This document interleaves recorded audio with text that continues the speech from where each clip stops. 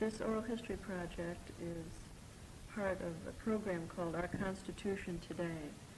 We're doing this project as a continuation of a 1988 and 89 oral history program with the African American community in Elmira, New York. My name is Connie Byrne. I'm the director of the Chemung County Historical Society. And today I'm talking to Tom Byrne, our county historian. This is February the 1st, 1990, and we are doing our recording at the Chemung County Historical Society at 415 East Water Street in Elmira, New York.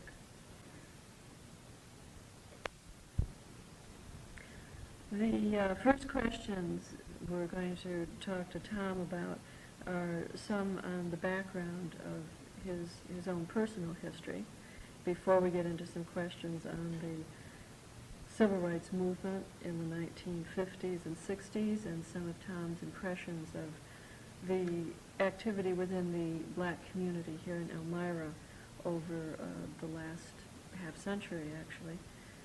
So, Tom, could you tell us a little bit about where you were born and grew up, about your schooling, and a little bit about your early employment? I was born in suburban Pittsburgh in 1907 and attended high school there and also studied journalism at Ohio University. And after graduation from Ohio in 1931, I worked for an Athens, Ohio newspaper until 1935 when I moved to Elmira. My wife, Meg, was a native Elmira. So I worked on the Elmira Star-Gazette for 36 years, beginning 1935. And as for the subject of black history, I was brought up a WASP. In fact, in my high school, there was one black student among the student body of, say, 600. I might add that today, that school is 85% black. But I had examined my feelings about other races while I worked for the newspaper, and we tried to stay abreast of the civil rights movement.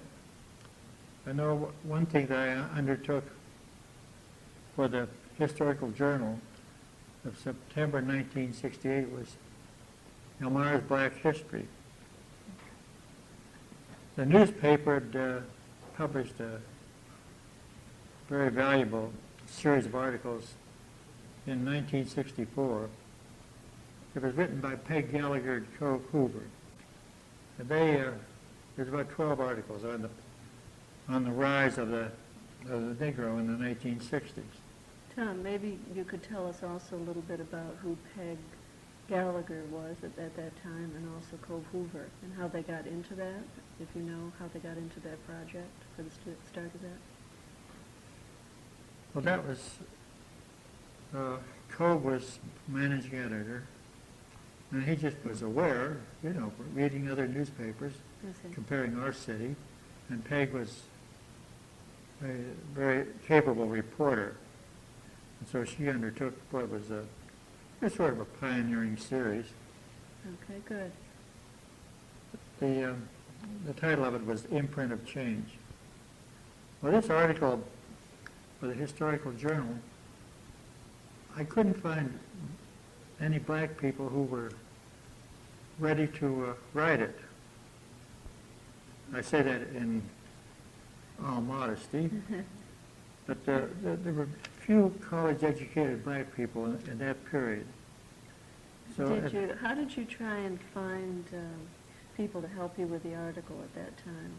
Were there any blacks working at the Star-Gazette at all? Not that I know, but by the way, I became acquainted with the black community in a different sort of way. My son Tom, was center for the EFA, Elmira Free Academy basketball team. And of course, there always, in those days, there were about ratio of 2 blacks to 3 whites on a typical team. What years was he in the basketball team then? 1949, 50. Okay. He went all around the southern tier, with his black buddies, notably Ted Berry. They played at schools at Binghamton, Corning, and so forth. And I went around with them, of course, and rooted for them. And I traveled with the team, and I got acquainted with the boys and their families. I see. Did the teams then travel by school bus? Yeah, by to the bus. games? Yeah. I see. And then there was another thing. In my checkered life, I liked the Green Pastures Tavern. And it was up in Dickinson Street, and Dickinson and Fifth in those days. Okay, it's moved now. It's on Yeah. Lake. But boy, they had some great black musicians come there. So a lot of us whiteys used to go and enjoy it and get acquainted with the black people, especially the Coleman family. Okay. What were the years that you were stopping at the Green Pastures? I'd say in the 40s, Early? 50s. Late 40s then, maybe? No, early 40s. Early 40s. Mhm. Okay, so before, or just at the beginning of World War II? Yes. Okay. And, Were these with like fellow journalists and people from the Star Gazette? Probably, yes. I Yeah, see. I see. Okay. So you got to know the Coleman family? Yeah. And then in the newspaper work, I got to know other people like Sure. Cyclone Williams. George, Oh, yes. he was a boxer and also a minister. And then Mrs. Louise Condell was a Condol. She was 100 years old when I interviewed her, from a great old black family. Had been here, I don't know, 60, 70 years, the Condols. Do you know what year you interviewed her, or approximately? Sometime in the 50s, I would say. Okay. And then in the 60s, I got acquainted in the community with Ann Brown, a nurse at the Arnold Ogden.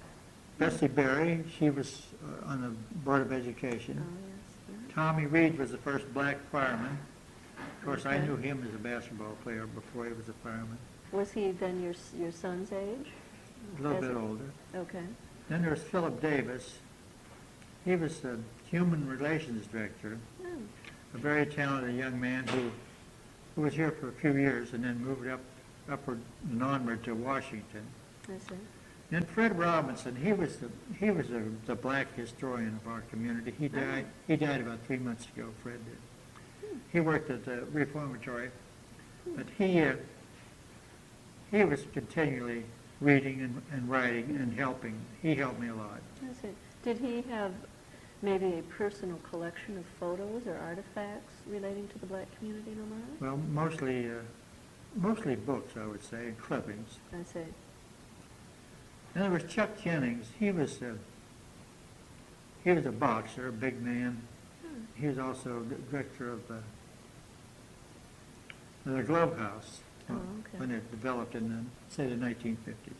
Okay. Of course, I knew Ted Berry well because he was a star athlete and a good friend of our family. Okay. And then in recent years, I've become acquainted with Wilma Huey. Oh, yeah. She's done a lot of work for the Bicentennial Commission. Right, that's the 1989 Yeah, bicentennial of the U.S. Constitution. yes, and she just recently named principal of Beecher School. Right. Now, the one thing that prompted Elmira's interest in civil rights in the 60s, in 1964 and 65, was when the Sisters of St. Joseph went down there to Alabama. Okay, these were the nuns at St. Joseph's Hospital? Yes, Okay. St. Joseph and from the Mother House of Rochester. Oh, okay. But there were 4 or 5 Elmira nuns that went down there. They went to Selma when Martin Luther King was active there and leading his various marches, and when there was brutality against the blacks, fire hoses and dogs and the like. And the nuns tried to comfort and heal these frightened black people. Was the Star Gazette writing articles about these particular ladies who went south in the 60s? Yes, Okay. and the person that wrote them is the one, Peg Gallagher, who had written that other series of articles Oh, I see. in the 50s. Oh, Now, a man that was very important in black history in Elmira was Latta Thomas. He was minister of the Monumental Baptist Church from 1955 to 1963. It was a great test period for civil rights. And he was very positive and talented. And he spoke around town, got well acquainted with the whole community. And he spoke for the NAACP. okay. And of course, the Supreme Court ruled in 1956 that segregation on public buses was a violation of the Constitution. And that was a very keystone of that civil rights movement. Were the buses actually segregated here in Elmira at that time? No, I can't remember. Did- Can't remember. okay. The only racial event that stands out in my mind in Elmira was when The Birth of the Nation, the movie, Oh, yeah. was shown here. And the black people of the community made what would be called a demonstration. When was this now? Now, this had to be around 1920. 20. That was early on. Okay. Yeah, That was before you came to the community. yeah. But So, I so read this about is, that. okay.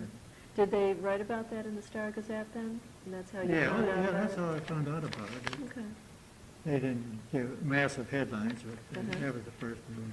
okay. So actually, during your time here in this community, you've never really seen firsthand segregation, that the community has been pretty much integrated? Or was it that you just Well- weren't traveling in certain circles to see this? What was your impression? No, I don't know that I still think we're rather a WASP community, Okay. still. Uh-huh. But you hear the term pluralistic society, Uh-huh. and that's the way it seems to be going, in my humble opinion, Okay. now. In the past, then, obviously, you were not excluded from, say, visiting the green pastures. You were accepted there as a patron, and so you found it easy to mix in the black community in Elmira. Yep. You know, one thing that stands out in my memory of long ago is that when I was in suburban Pittsburgh in 1925, that's when the Ku Klux Klan was at its peak. Right, uh-huh. And they had a big parade there of, say, 5,000 people right down the main street of our town. And there was some violence in another community. But they had the same thing here in Elmira in 1925. They had a big Ku Klux Klan encampment up Lake Street where Hills Plaza is now. Oh, And they were here a couple of days and had a big march. And some of my, I don't know what any black people did about it, but I know some of my Catholic friends were there. And one Catholic friend who was a retired judge, uh-huh. he remembers getting rid of 2 dozen eggs that afternoon. So the parade wasn't without incident. Sure. Well, there really weren't many black people here then. Really, it was a small community. Uh-huh, uh-huh. The big growth of our black community, which is 10 or 12%, blacks about Okay. 10 or 12% of the population, that came in the 60s and 70s. Okay. Why did you see what the reason was for the growth at that time? Well, and more opportunity up there. Okay. That's it. All right. They came from the deep south. Okay. Were there still families then, you think, that drew relatives and Yes, neighbors? yes, quite. Okay.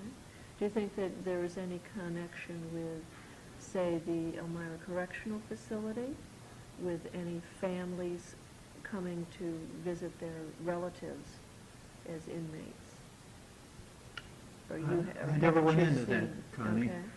Nope, couldn't answer that. All right. Okay. But obviously more job opportunities, family ties. Yes. Okay.